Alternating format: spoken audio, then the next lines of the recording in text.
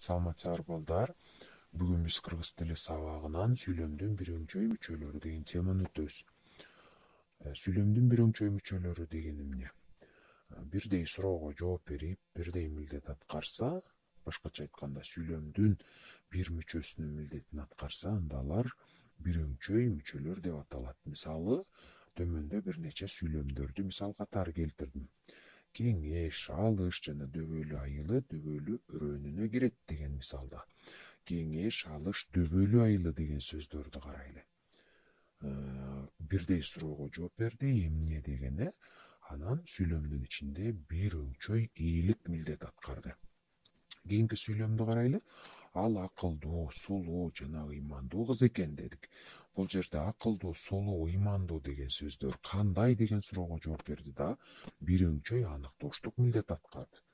Кийинки сүйлөмдө апамдын да, атамдын да, менин да тилегим орундалды, кабыл болду. Бул жерде апамдын, атамдын, менин деген сөздөр бир өңчөй аныктооштук милдет аткарса, орундалды, кабыл болду деген эмне болду деген суроого жооп берип атат дагы, бир өңчөй баяндооштук милдет аткарды. Ал эми жогорудагы апамдын, атамдын, менин деген сөздөр кимдин деген суроого жооп берди.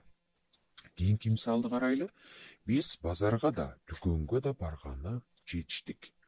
Базарга, дүкөнгө деген, каяка деген суроого жооп берип, бул сөздөр бышыктооштук милдет аткарды да, бир өңчөй бышыктооч болуп калды. Кийинки мисалдар: апам мага, иниме, сиңдиме кызыктуу китеп сатып берди. Бул жерде мага, иниме, сиңдиме деген сөздөр кимге деген суроого жооп берди дагы, бир өңчөй толуктооштук милдет аткарды.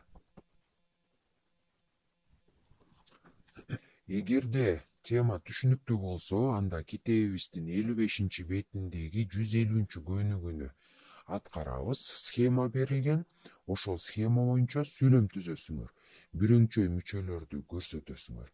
Мисалы, биринчи сүйлөмдө 3 боштук турат. Асты бир сызык менен сызылган. Андан кийин бир мектепте окушат. Мисалы, Асан, Үсүн, Болот бир мектепте окушат. Бул жерде берилген асты сызылган сызыкка карата сүйлөмдүн кайсы мүчөсү экенин аныктап алууга болот. Демек, мындан кийинки экинчи сүйлөмдө баяндоочу сөздөрдү, үчүнчү сүйлөмдө толуктоочу сөздөрдү, ал эми төртүнчү сүйлөмдө аныктоочу же болбосо бир өңчөй аныктоочторду жазып сүйлөмдү толуктайбыз.